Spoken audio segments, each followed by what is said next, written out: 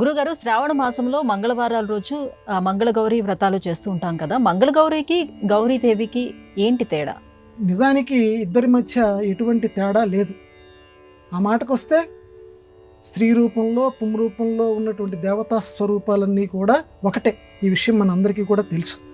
అయితే గౌరికి మంగళగౌరికి తేడా ఏంటంటే, చిన్నతనంలో అమ్మాయి అంటాము, వివాహం అయిన తర్వాత అమ్మ అంటాం. సంతానం పతి అయిన తర్వాత ఇద్దరూ ఒకరే, కానీ వయోవస్థల్లో తేడా ఉంది.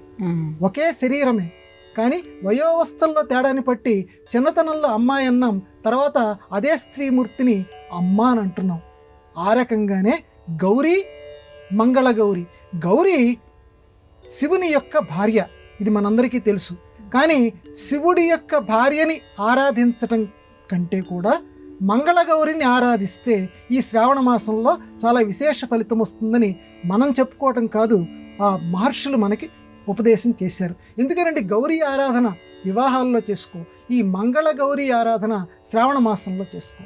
మంగళగౌరి, మంగళము అని అంటే శుభం, శుభాల్ని అనుగ్రహించేటువంటి గౌరి. అంటే అదే గౌరి పార్వతీదేవే మంగళగౌరి కింద మారుతుంది. అంటే దూరంగా ఉంటుంది గౌరీ అంటే, ఆవిడ ఆరాధన చేయటం మన వల్ల కాదు.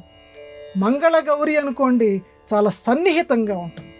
అందుకని ఈ శ్రావణ మాసంలోనే ఆవిడ యొక్క జన్మ జరిగింది కాబట్టి, అందువల్ల శ్రావణ మాసంలో మంగళవారం ఆవిడికి చాలా, శుక్రవారం లాగానే మంగళవారం కూడా ఆవిడికి చాలా ఇష్టం. కాబట్టి గౌరీ అని ఆరాధన చేయటం చాలా కష్టం. దానికి గొప్ప సాధన, మంత్ర యంత్రాలు ఇవన్నీ ఉండాలి.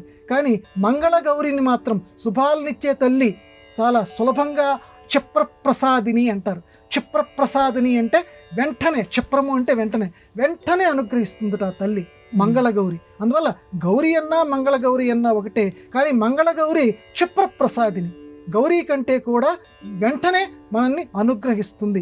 అందున శ్రావణ మంగళవారం పూజ కనుక చేస్తే, అందువల్ల శ్రావణ మంగళవారం నాడు ఈ మంగళగౌరిని అందరూ ఆరాధించండి.